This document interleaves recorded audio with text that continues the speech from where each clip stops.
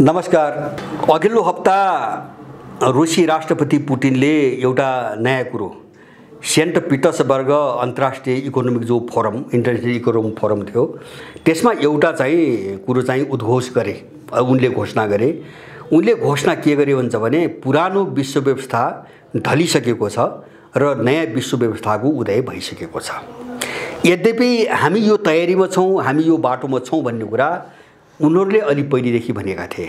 जस्तो मैले हामीले सरस्वती घटनाहरू हेर्यौं भने यो गएको चाहिँ डिसेम्बर को मध्यमा जो चीनमा विन्टर ओलम्पिक भयो, त्यहाँ चाहिँ चिनिया र रुसी राष्ट्रपतिको बीच एउटा भेट भयो। त्यो भेटपछि दुवैको मुखबाट अथवा त्यो संयुक्त वक्तव्यबाट दुई तीनटा कुराहरू आएका छन्।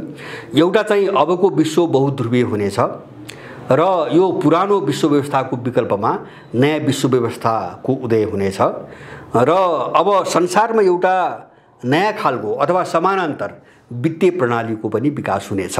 यी केही कुराहरू उनीहरूले त्यसै बेला डिसेम्बरमा गरेका थिए र अहिले चाहिँ पुटिनले चाहिँ पुरानो विश्व व्यवस्था अन्त्य भइसकेको र नयाँको उदय भइसकेको भनेर उनले चाहिँ तपाईको घोषणा गरे र त्यसमा चाहिँ संसारभरिका जति देशहरू आएका थिए त्यसमा चाहिँ अब अगाडि त्यो रुसको पहलमा जो अन्तर्राष्ट्रिय चाहिँ आर्थिक मञ्च छ त्यस मार्फत चाहिँ तपाईको एउटा आर्थिक विकास लगानी गर्ने भनेर 100 बिलियन अमेरिकन डलर बराबरको चाहिँ रकम पनि सबैले चाहिँ जुटाउने भनेर एउटा चाहिँ सहमति भएको छ। अब यो घोषणा जो भयो यो वास्तवमा घोषणा मात्रै हो वा यसको पृष्ठभूमि केही छ। मैले अलिकति मेरो आफ्नो विचारमा मैले किन उठाउन खोजेको भन्छ भने यो पश्चिमलाई केन्द्रबिन्दु मानेर अथवा पश्चिमी श्रेष्ठताको सिद्धान्तका आधारमा जो विश्व व्यवस्थाको नाममा हैन यिनीहरूको जो हैकम हामीले चाहिँ सयौं वर्षदेखि देख्दै आएका थियौं, यसको चाहिँ तपाईको औपचारिक घोषणा हुन केही समय लाग्ला तर अन्त्य भइसकेको छ। मेरो आफ्नो भनाइ पनि यही हो, अन्त्य भइसकेको छ। त्यो कसरी म त्यो विवरण मात्रै चाहिँ देखाउन खोजेको। जस्तो पहिलो कुरा सोभियत संघको विघटनपछि 1991 मा सोभियत संघको विघटनपछि अब यो पश्चिमाहरूको एउटा रवैया देखियो। जस्तो रुससँग एउटा समझदारी के भएको थियो भन्छ भने सोभियत संघको विघटनपछि पूर्व सोभियत गणराज्यहरू अथवा चाहिँ तपाईको भन्नु सोभियत संघबाट टुक्रिएका गणराज्यहरू मा नेटोको पश्चिमाहरूको प्रभाव विस्तार गर्न कोसिस नगर्ने अथवा त्यसको सैन्य संरचना त्यस्तो चाहिँ अगाडि नबढाउने भनेर एउटा सहमति भएको थियो। त्यसलाई यिनीहरूले 97 बाट चाहिँ धमाधम तोड्न सुरु गरे, उल्लङ्घन गर्न सुरु गरे र त्यो बेला एउटा चाहिँ आख्यान, एउटा नक्कली आख्यान संसारभरि प्रचार गराइयो सोभियत संघको विघटनको सम्पूर्ण तयारीपछि। जस्तो सोभियत संघको विघटनको पूर्व सन्ध्यामा सम्पूर्ण तयारी भइसकेपछि फुकुयामा अमेरिकी प्रोफेसर फुकुयामाको नामबाट उत्तर आधुनिकतावाद अथवा इतिहासको अन्त्य भएको घोषणा गराइयो। त्यो घोषणा केमा आधारित थियो भन्छ भने अब विचारमा आधारित दुनिया छैन, त्यसको अन्त्य भयो। अब उपभोक्तावादी दुनिया मात्रै छ। इतिहास सकियो। अब उत्तर इतिहास सुरु भयो अथवा अर्को इतिहास अथवा चाहिँ त्यसलाई उनी उत्तर आधुनिकतावाद भने, आधुनिक युग सकियो भने र अमेरिकी नेतृत्वको अब विकल्प छैन। संसारको मानिस अब उपभोक्ता मात्रै हो, हैन केवल उपभोक्ता मात्रै हो र अब अमेरिकन नेतृत्वको विकल्प छैन। उनले त्यो कुरो भने त्यो एउटा चाहिँ अमेरिकालाई कसरी निर्विकल्प बनाउने भन्ने एउटा जालसाजीको बयान थियो त्यो। अनि 1991 मा सोभियत संघको पतन भयो, विघटन भयो। त्यसपछि त्यसको लगत्तै अर्को चाहिँ तपाईको समाजशास्त्री हन्टिङटन, स्यामुअल हन्टिङटनले एउटा कुरा चाहिँ तपाईको बाहिर ल्याए, लेखहरू लेख्दै एउटा पुस्तक बाहिर ल्याएपछि त्यो चाहिँ अबको चाहिँ तपाईको द्वन्द्व सभ्यताहरूका बीचमा हुने द्वन्द्व हो, मुख्य द्वन्द्व भनेर उनले विचारको द्वन्द्व, राजनीतिक द्वन्द्वको युग सकिएको, अब सभ्यताहरूको द्वन्द्व सुरु हुँदैछ भनेर उनले भविष्यवाणी जस्तो गरे। त्यो वास्तवमा के थियो भने अमेरिका र युरोपियनहरूद्वारा अरू सभ्यताहरूमाथि आक्रमण गर्ने एउटा माहौल बनाउने एउटा कुटिल बयान थियो त्यो। जब त्यसको लगत्तै अमेरिकाले सुरु गर्यो नि, इराकमाथि सुरु गर्यो, आक्रमण सुरु गर्यो हैन। अनि चाहिँ तपाईको लगातार चाहिँ 2001 देखि अफगानिस्तान हुँदै अब सिरिया, लिबिया सबै चीज देशहरूमाथि आक्रमण गर्यो। त अरू कमजोरहरूलाई कसरी समाप्त पारेर लुट्ने भन्ने एउटा आवरण तयार पार्नुको निम्ति उनले अबको संघर्ष सभ्यताको संघर्ष हुन्छ भनेर एउटा बयान चाहिँ बाहिर ल्याउन लगाए। म यतातिर अहिले गएन। मैले पनि यिनको यो स्वरूप देखिसकेपछि हैन, जस्तो चीन बिस्तारै बिस्तारै एउटा आर्थिक शक्ति रूपमा विकास हुँदै आयो र पुटिन पनि चाहिँ तपाईँको सत्तामा आए। उनले सबै रुस बुझेका थिए, पहिले पनि जासुस भएर संसारका धेरै देशमा उनले काम गरेका थिए। उनी चाहिँ 1989 मा चाहिँ तपाईँको सत्तामा गए, प्रधानमन्त्रीको रूपमा गए। 2000 देखि उनी राष्ट्रपति भए। त्यसपछि चाहिँ अब यो पश्चिमाहरूको जो षड्यन्त्र हो हैन, उत्तर आधुनिकतावादको नाममा, सभ्यताको सङ्घर्षको नाममा, अथवा चाहिँ सोभियत रुससँग भएका सहमतिहरू तोडेर सिङ्गो पूर्वी युरोप रुसको वरिपरि नेटोलाई केन्द्रित गर्ने तपाईँको षड्यन्त्रको रूपमा यो सबै देखिसकेपछि एक खालको तयारी सुरु भयो। अब यिनीहरूप्रति निर्भर हुनु हुँदैन, हामीले आफ्नो एउटा स्वतन्त्र विश्वको निर्माण गर्नुपर्छ भन्ने एउटा तयारी सुरु भयो। त्यो तयारी स्वरूप 2001 मा चीनको पहलमा चाहिँ साङ्घाई सहयोग सङ्गठनको गठन भयो। त्यो एउटा राजनीतिक सङ्गठन हो, राजनीतिक मात्रै होइन, त्यो सुरक्षा सङ्गठन पनि हो। अब त्यसलाई अब एउटा कोअपरेसन भनेको छ सामान्य भाषामा, तर त्यहाँ सबै चिज छ। 2001 मा एउटा साङ्घाई सहयोग सङ्गठन को चाहिँ तपाईँको गठन भयो। मलाई लाग्छ, मेरो आफ्नो बुझाइमा यो नेटोको काउन्टर हो हैन। यो नेटोलाई काउन्टर दिनको निम्ति बनेको चिज हो। उनको ज्यादातिर हेरिकन नेटोलाई काउन्टर दिनको निम्ति बनेको चिज हो। अनि चाहिँ त्यसको 3 वर्षपछि 2004 मा ब्रिक्स भन्ने एउटा सङ्गठन बन्यो हैन। जस्तो चाहिँ तपाईँको इन्डिया भयो, रसिया भयो, चाइना भयो, अनि चाहिँ तपाईँको दक्षिण अमेरिका पछि थपियो, 2-4 वर्षपछि थपियो। अब ब्रिक्स भनेर चाहिँ तपाईँको र ब्राजिल समेत ब्रिक्स भन्ने 2004 मा एउटा समूह बन्यो। अब त्यसपछि 2014 मा म अलिकति आउँछु। 2014 मा अब यो सङ्गठनात्मक क्षेत्रतिर है, यो सङ्गठन भन्नाले अहिले अमूर्त रूपमा राजनीतिक सङ्गठन अथवा सैन्य सङ्गठन भोलि कुनै पनि रूपमा चाहिँ त्यसलाई चाहिँ अगाडि बढाउन सक्ने गरी अहिले चाहिँ विश्वका चाहिँ तपाईँको झनै 150 देशहरू चाहिँ आबद्ध छन्। जस्तो अब सङ्गठनको क्षेत्रमा, जस्तो वित्तीय क्षेत्रमा हाम्रो कुराहरू 2014 मा एनडीबी भनेको जो ब्रिक्स ब्याङ्क भन्ने त्यो पहिले, पछाडि त्यसको नाम न्यू डेभलपमेन्ट ब्याङ्क राखियो हैन। 2014 मा गठन भयो। यो विश्व ब्याङ्कको समानान्तर उसलाई काउन्टर दिनको निम्ति बनाइएको थियो। अनि चाहिँ 2016 2 वर्षपछि एआइआइबी भन्ने एउटा चिनिया पहलमा एउटा ब्याङ्क खोल्यो, क्षेत्रीय ब्याङ्क खोल्यो, जो एसियाली विकास ब्याङ्कलाई काउन्टर दिन चाहिँ गठन गर्यो। अहिले त्यसमा 150 देशहरू चाहिँ सम्बद्ध छन्, जोडिएका छन्। अनि त्यसपछि जस्तो अब यो ब्याङ्किङ प्रणाली भयो, त्यसपछि चाहिँ चिनियाहरूले cross border interbank payment system भनेर जो अहिले रुसमाथि नाकाबन्दी लगाए नि स्विफ्ट भन्ने, त्यो एक देशबाट अर्को देशमा पैसा पठाउनुको निम्ति प्रयोग गरिने हैन एउटा माध्यम हो हैन, अन्तर ब्याङ्किङ माध्यम हो। अब सबै उनको हातमा थियो, कब्जामा थियो, युरोपियनहरूको कब्जामा स्विफ्ट उनको हो। अब त्यसबाट मुक्त हुनुको निम्ति भोलि उनले स्विफ्टबाट प्रतिबन्ध लगाए भने हाम्रो घाँटी नसमातुन् भन्नुको निम्ति चिनियाहरूले cross border interbank payment system बनाए, 2015 मा बनाए, जसमा अहिले 130 देश छन्। 130 देशका लगभग चाहिँ तपाईँको 2200 संस्थाहरू, ब्याङ्क अथवा ब्याङ्कसँग सम्बन्धित 2200 संस्थाहरू त्यससँग जोडिएका छन्। र रुसको पनि 2017 मा मिर भन्ने एउटा यो चाहिँ तपाईँको मुद्रा चाहिँ तपाईँको ट्रान्सफर गर्ने एउटा प्रणाली उनीहरूले गठन गरे 2017 मा। त्यसमा अहिलेसम्म मोटामोटी 25 देशहरू जोडिएका छन्।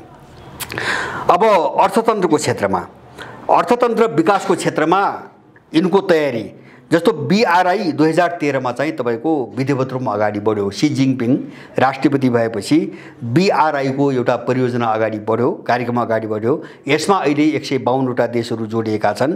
अब अफ्रिकामा 40% भन्दा बढी लगानी चिनियाहरूको मात्रै छ, रसियनहरूको छोडेर।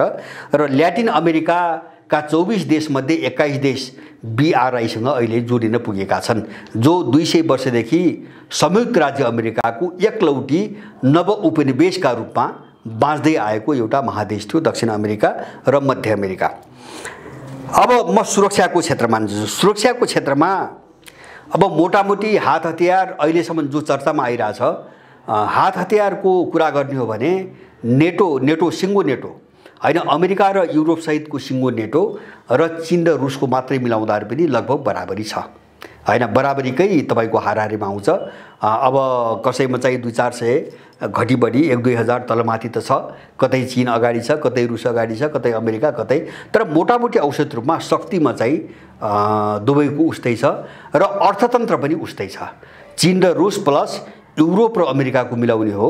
त्यसको चाहिँ तपाईको घाटा कटाएर के रे बजार के रे चाहिँ वैदेशिक ऋण, अन्तर्राष्ट्रिय जो ऋण हो, आन्तरिक र जो बाह्य ऋण हो, त्यो ऋण कटाएर जोड्ने हो भने चीन र रुसको क्षमा माथि छ हैन, उसको चाहिँ तपाईको उ माथि छ, सम्पत्ति अर्थतन्त्र माथि छ।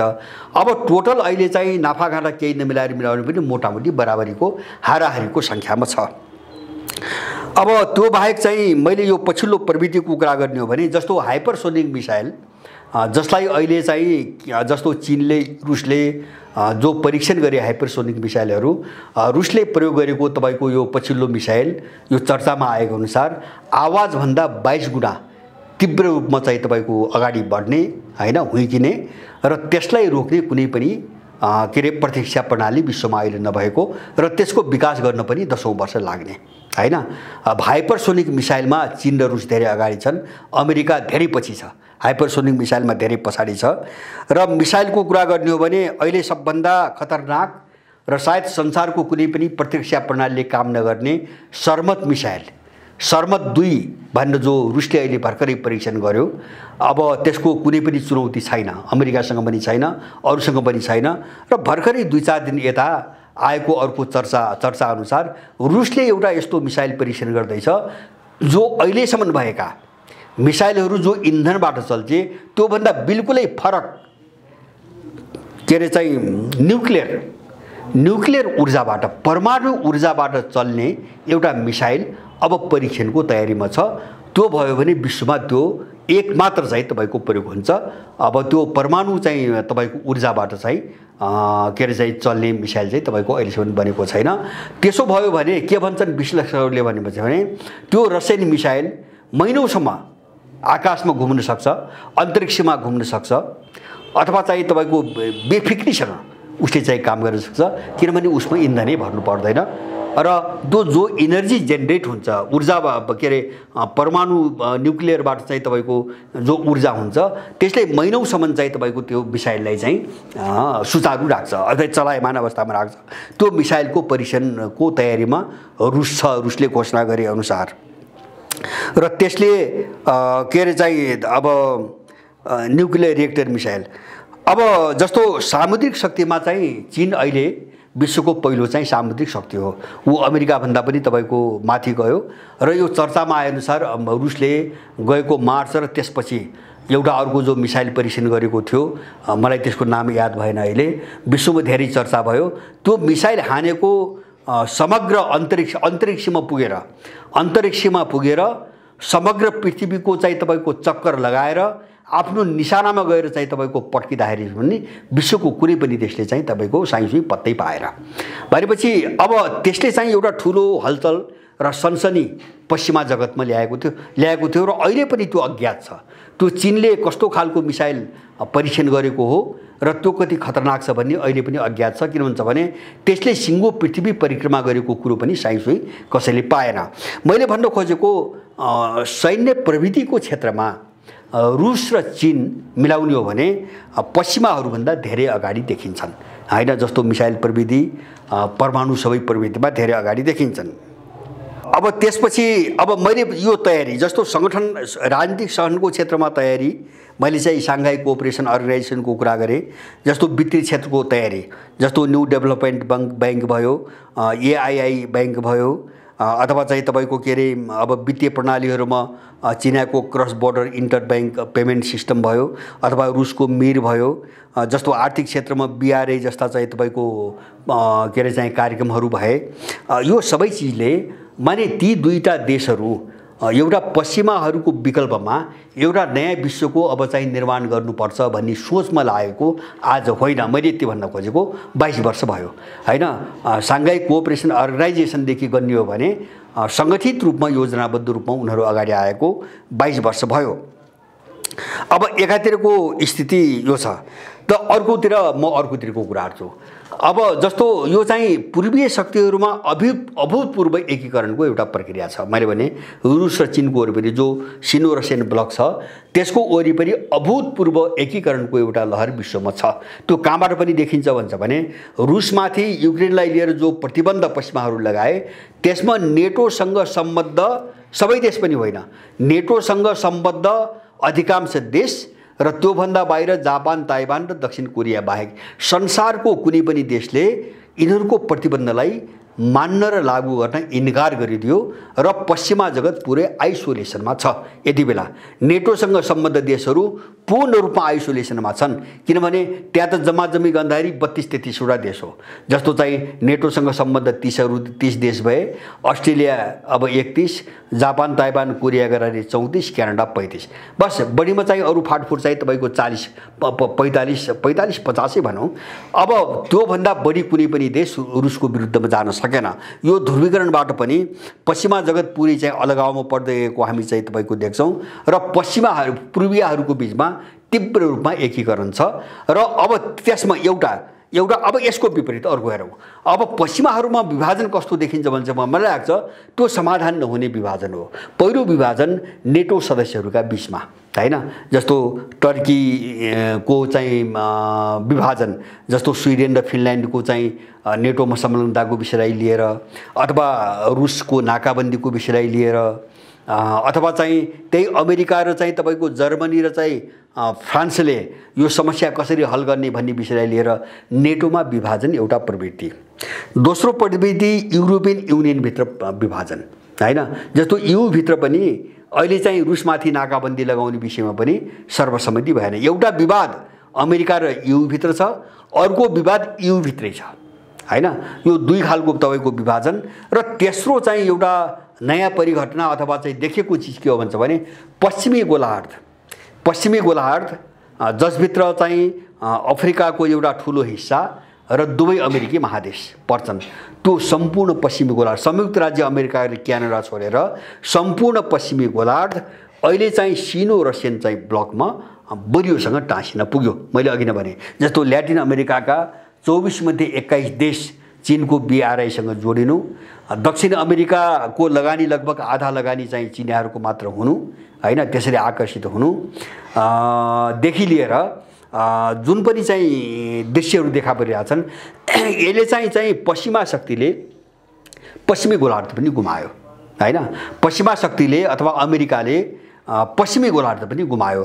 तीन खालको तपाईँको विभाजन र तीनतिरको अलगावमा चाहिँ तपाईँको उनीहरू परेका छन्। र यससँगै चौथो के हुन्छ भने सायद मलाई लाग्छ इतिहासमा पहिलो पटक जो पश्चिमा ब्लक हो अथवा नेटोसँग सम्बद्ध वा अमेरिकाको नेतृत्वमा वरिपरि रहेका जो देशहरू हुन्, यिनी तीनटै ठाउँमा घेराबन्दीमा पर्दै गएका छन्। जस्तो एउटा घेराबन्दी युक्रेनको वरिपरि चाहिँ पश्चिमी युरोपको घेराबन्दी हो जो रुसले गरिरहेको छ। रुस पर्याप्त छ।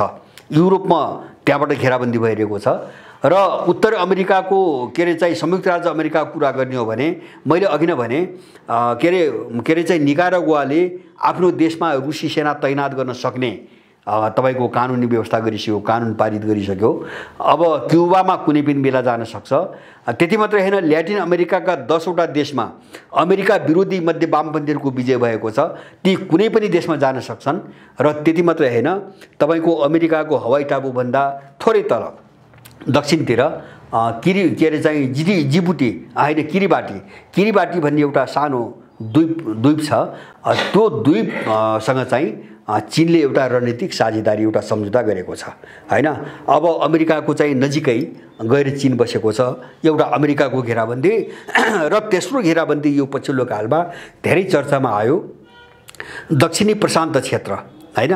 अब यो अस्ट्रेलियाको वरिपरि रहेका साना द्वीपहरू जस्तो सोलोमन भयो, फिजी भयो, पपुवा न्युगिनी भयो, भानुआटु भयो, यस्ता द्वीप तपाईको त्यो क्षेत्रका 6-7 वटा देशहरूसँग चाहिँ चीनको एउटा सम्झौता अगाडि बढेको छ।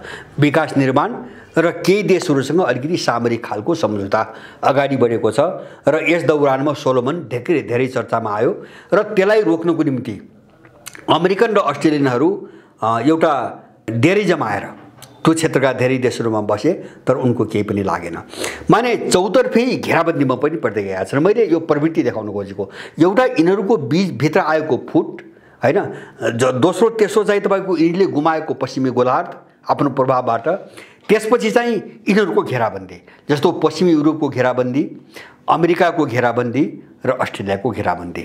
अब यो चीजले के देखाइरहेछ भन्छ भने अब नयाँ विश्व व्यवस्थाको उदय भनेर जो पुटिनले घोषणा गरे त्यसमा मैले कुनै पनि अस्वाभाविकपन देख्दैन हैन। किन भन्छ भने त्यो सम्पूर्ण तयारी सायद मलाई लाग्छ यो बृहत तयारी भइकनै उनले युक्रेनमै हात हालेका थिए र युक्रेनको तस्बिर कस्तो देखिँदैछ भन्छ भने रुसले चाहेको भए अब छोटै समयमा चाहिँ तपाईको रुसलाई के रे युक्रेनलाई कब्जा पनि गर्न सक्थ्यो, तर उसले सोभियतकालीन पुराना हतियार अधिकांश प्रयोग गरेको छ र यसलाई लम्ब्याइरहेको अब स्पष्ट भइसकेको छ। त अहिले कस्तो देखिन्छ भन्छ भने अब यो वारपारको लडाईँमा पश्चिमी युरोप र अमेरिकालाई पनि तान्न जरुरी छ। जस्तो योभन्दा पहिले उनीहरूले गरे नि अरूलाई लडाएर जो फाइदा गरे नि, अब उनीहरूलाई पनि तानेर धराशायी बनाउनुको निम्ति युक्रेन सङ्कट लाम्बिरहेको देखिन्छ। त्यो केही विशेषताहरूले त्यस्तो सङ्केत दिइरहेका छन्। त्यसकारणले गर्दाखेरि युद्ध लाम्बिन्छ र अब अमेरिका र युरोपलाई कानेर तान्ने भन्ने एउटा प्रयास पनि देखिन्छ। त्यही ढङ्गको अर्को तयारी पनि देखिन्छ। मैले भने जस्तो यिनको वित्तीय प्रणाली जो एउटा चाहिँ ब्याङ्किङ एउटा सिस्टम थियो, पेमेन्ट सिस्टम, त्यो पनि उनको आफ्नो बन्यो। जस्तो ब्याङ्कहरू पनि उनका आफ्ना समानान्तर बने, अरबौँको चाहिँ तपाईँको लगानी भइरहेको छ। अब बिआरआईको नाममा उनको एउटा वैकल्पिक एउटा नेटवर्क हैन, विकासको एउटा नेटवर्क पनि बन्यो जसमा 152 देश जोडे मैले भने, र उनको मिलिटरी अप्सन विकल्प पनि बने। त्यस्ता विकल्प छन् पनि जस्तो रुसले चाहिँ सीएसटीओ भन्ने एउटा सुरक्षा सङ्गठन त पहिले बनाएको छ, पूर्व सोभियत गणराज्यहरूसँग मिलेर बनाएको छ। अब भोलि अरू पनि बन्लान्। जस्तो मध्यपूर्वका शक्तिशाली देशहरू यसैको पक्षमा छन्, जस्तो इरान भयो, तपाईँको सिरिया भयो लगायत। अहिले चाहिँ युएई र चाहिँ साउदी अरबको चाहिँ तपाईँको स्थिति डामाडोल हुँदै गएको छ, अब यतातिर ढल्किँदै गएका छन्। यो सबै परिदृश्य हेर्दाखेरि मलाई के लाग्छ भन्छ भने नयाँ विश्व व्यवस्थाको उदय भइसकेको छ। एउटा अब त्यसको समग्र खाका के हो हामीले त्यो हेर्न मात्रै बाँकी छ र मलाई विश्वास छ केही समयपछि एउटा मिलिटरी गठबन्धनको उदय पनि हुन्छ। त्यसको सङ्केत अस्ति भर्खरै चीनमा जो चाहिँ तपाईँको एउटा समिट भएको थियो, त्यसमा चाहिँ के अरे बोआओ सम्मेलन भएको थियो। त्यसमा सी जिनपिङले ओल्ड सेक्युरिटी चाहिँ तपाईँको ग्लोबल सेक्युरिटी इनिसिएटिभ भनेर एउटा 6 बुँदे प्रस्ताव राखेका छन्। विश्वको सुरक्षाको शर्त यो हो, यसरी जानुपर्छ भन्ने उनले एउटा अवधारणा राखेका छन्। त्यो अवधारणा उनको व्यक्तिगत अवधारणा सुनाउनुको निम्ति मात्रै राखेको होइन, हामीले त्यसरी बुझ्नु पनि हुँदैन। मलाई लाग्छ उनीहरू त्यो बाटोमा अगाडि बढिसकेका छन् हैन। माने पश्चिमाहरूबाट यो विश्वको सुरक्षा कसरी गर्ने भन्ने एउटा रणनीतिमा पनि उनीहरू अगाडि बढिसकेका छन्। त्यसकारणले गर्दाखेरि अब हामीले युक्रेनको जो सङ्कट छ त्यो रुस र युक्रेनसँग मात्रै जोडिएको अथवा चाहिँ नेटो र रुससँग मात्रै जोडिएको हामीले त्यो बुझाइ बुझ्नु हुँदैन। एउटा पुरानो पुटिनको भाषामा पुरानो विश्व व्यवस्था, मेरो भाषामा पश्चिमा विश्व व्यवस्था अथवा साम्राज्यवादी विश्व व्यवस्था जो चाहिँ झन्नै 500 वर्ष यता हैन एउटा सोचको विकासदेखि लिएर युरोपमा जो ज्ञानोदय काल भयो, जसको जगमा चाहिँ आधुनिकतावादको विकास भयो। अब त्यसपछि जुन चीज लागू हुँदै आयो र संसार जसले बर्बाद बनायो हैन, मान्छेलाई यो अवस्थासम्म ल्यायो, यो व्यवस्थाको अब अन्त्य हुँदैछ। उनीहरू टेक्ने सम्भावना मैले काहीँ पनि देख्दैन। जो मैले भने नि जो ट्रेन हो विकासको ट्रेन, पश्चिमाहरूको सबै मोर्चामा पतन र रुसी चिनी जो चाहिँ तपाईँको मोर्चा छ त्यसको समग्र क्षेत्रमा तपाईँको उभार एउटा प्रगति, यो जो ट्रेन टेन्डेन्सी हामीले देखिरहेका छौँ यो समाज विकासको एउटा चाहिँ तपाईँको गति हो हैन। यो कसैले चाहेर नचाहेर भएको कुरा होइन कि दुनियाँले खोजिरहेको चिज हो। समाज विकासको एउटा तपाईँको रफ्तार हो। अब त्यो रफ्तारलाई रोक्न सक्ने ताकत चाहिँ संसारमा हुँदैन, किन एउटा रासोन्मुख चाहिँ चिज छ, एउटा पतनशील चिज छ, अर्को विकासोन्मुख चिज छ। अब यो दुईटाको टकराउमा जो पतनशील हुन्छ, जो पुरानो हुन्छ, त्यसले टेक्ने सम्भावना पनि हुँदैन। त्यसकारणले नयाँ विश्व व्यवस्थाको उदय भयो। मैले भने त्यसको रूपरेखा कस्तो, समग्रमा कस्तो हुन्छ, भोलि त सबै मिलेर ल्याउलान्, संसार कसरी चलाउने उनको सबै अवधारणा आउला। तर चाहिँ विश्व चाहिँ यो दिशातिर तपाईको गयो भन्ने कुरामा अब हामी निर्धक्क भयो हुन्छ। यसलाई हामीले आफ्नो भू राजनीतिसँग जोडेर हामी पनि कस्तो बाटोबाट जाने, यो पुरानो व्यवस्था अथवा पश्चिमा वर्चस्वको जो एउटा अत्याचारी तपाईको व्यवस्था हो, यही व्यवस्थाको बचाउको निम्ति जाने वा चाहिँ हाम्रो आफ्नो चाहिँ पनमा आधारित रहेर हामीले जो उदाउँदो शक्ति हो विश्वको त्यससँग सहकार्य गरेर हाम्रो आफ्नो पनमा जाने हाम्रो छनौट हो। हामी यहाँ बस्न जानुपर्छ। हस्, धन्यवाद।